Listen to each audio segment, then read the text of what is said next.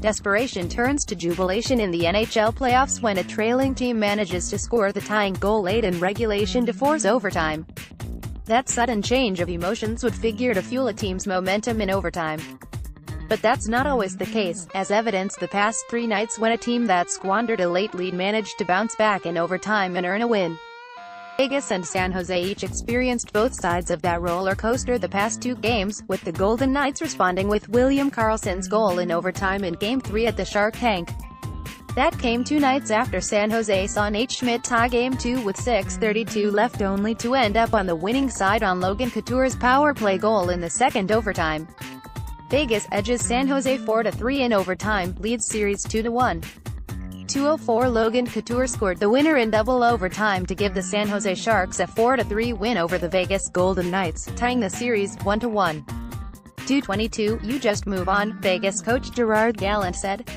It's playoff hockey. We were disappointed when they scored with roughly 2 minutes left in the hockey game. We regrouped in the overtime session between periods and said let's go out there and get this game. This postseason has featured 4 games in all that went to overtime after one team tied it with less than 5 minutes to play. Team that blew the lead has come out on top in 3 of those games, with Nashville doing it to Winnipeg in Game 2 of their second-round series on Sunday night and Columbus doing it to Washington in Game 2 of their first-round series.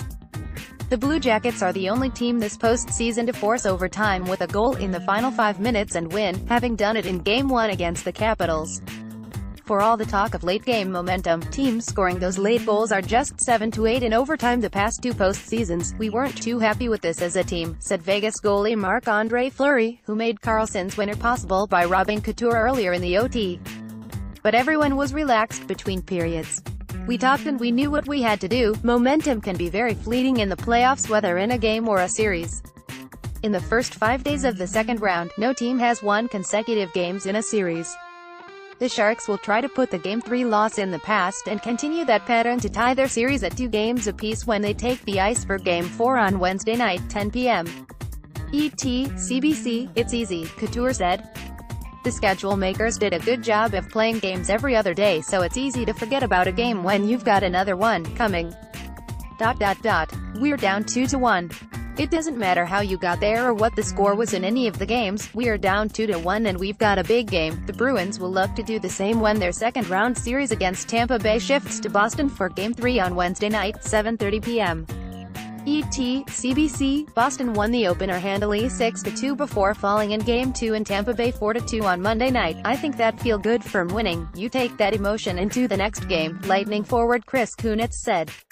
But each game has its own identity. You can't rest on what you did last game and just hope they walk away. Stay out of the box. Sharks were one of the best teams in the regular season at avoiding penalties, going shorthanded just 2.7 times per game for the 4th lowest mark in the league. That discipline has been missing this round as Vegas has gotten 18 power plays in 3 games.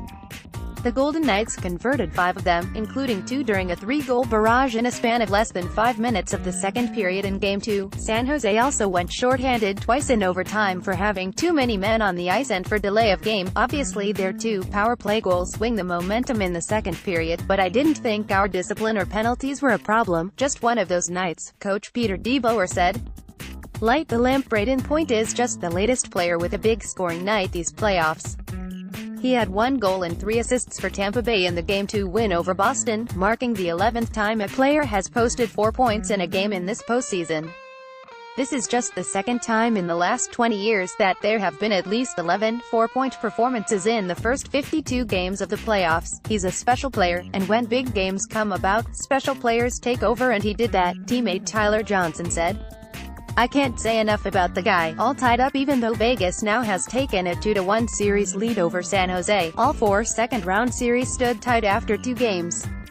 This is just the 4th time since 1975 that teams split the first 2 games in all 4 series in the second round. It also happened in 1991, 1986 and 1984.